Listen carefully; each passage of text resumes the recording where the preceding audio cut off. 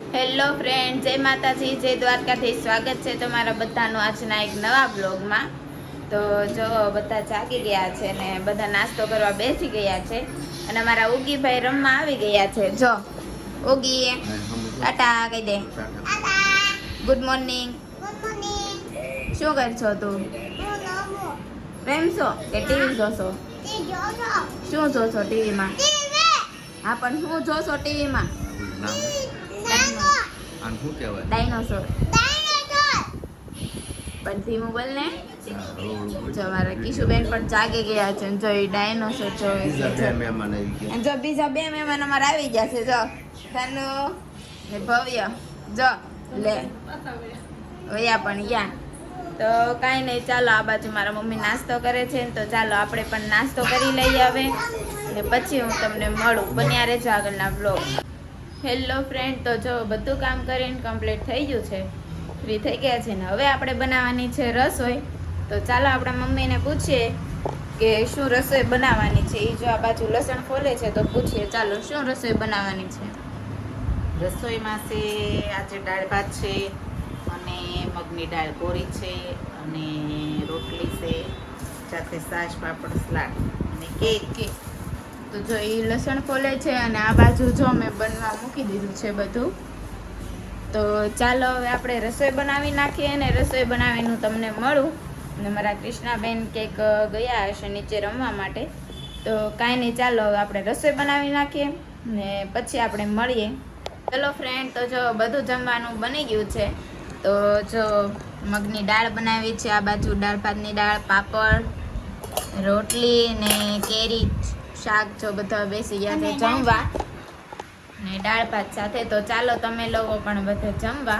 તો ચાલો હવે જમીને હું તમને લોકોને મળું. ફ્રેન્ડ, તો જો અમે આવી ગયા છે મૂવી જોવા.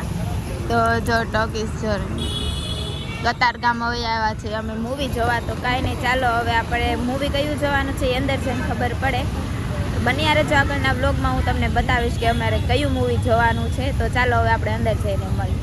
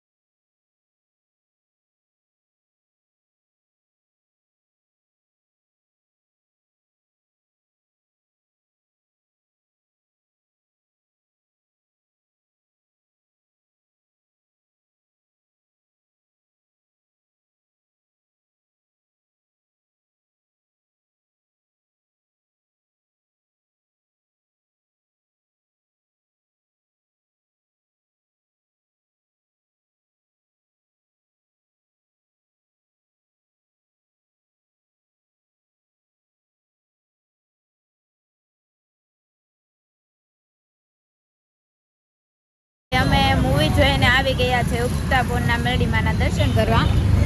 તો જાઓ દર્શન કરી લો તમે લોકો પણ. તો અમે તો દર્શન કરી લીધા છે ને હવે આપણે જઈશું નેરવાળા મેરડીમાં, ત્યાં પણ આપણે દર્શન કરી લઈએ. હેલો ફ્રેન્ડ, તો જો અમે મૂવી જોઈને આવી ગયા છે ઋષિતા માસીના ઘરે બેસવા. તો જો બધા બેઠા છે. શું કરો છો? જો તેલ નાખે છે. મારી કિશુબેન જો બેસી ગયા છે. જો મારી મમ્મી બધા બેઠા છે. આ બાજુ જો ધર્મિષ્ઠા માસી રેણિયા કટિંગ કરે છે. જો દેવું હોય દઈ જાય દેવું હોય દઈ જાજો, કામ કરવા કરી આપશે. અને બીજા બધા અંદર બેઠા છે. તો ચાલો એને ત્યાં જઈએ. જો બધા અહીંયા બેઠા છે. જો બીજા બે ફોન જોવે છે અને વરણીને એ લોકો ક્યાંક ગયા હશે બહાર. તો કાંઈ નહીં, ચાલો હવે આપણે ઘડીક અહીંયા બેસીએ અને પછી આપણે જઈશું હવે ઘરે. ચલો ફ્રેન્ડ, તો જો અમે આવી ગયા છીએ ઘરે અને હવે આપણે સૂઈ જવાનું છે. તો કાલે મળીએ નવા બ્લોગ સાથે. ત્યાં સુધી જય માતાજી, જય દ્વારકાધીશ, ગુડ નાઇટ. જો તમને મારો બ્લોગ ગમ્યો હોય તો લાઇક, શેર અને સબસ્ક્રાઈબ કરવાનું ભૂલતા નહીં.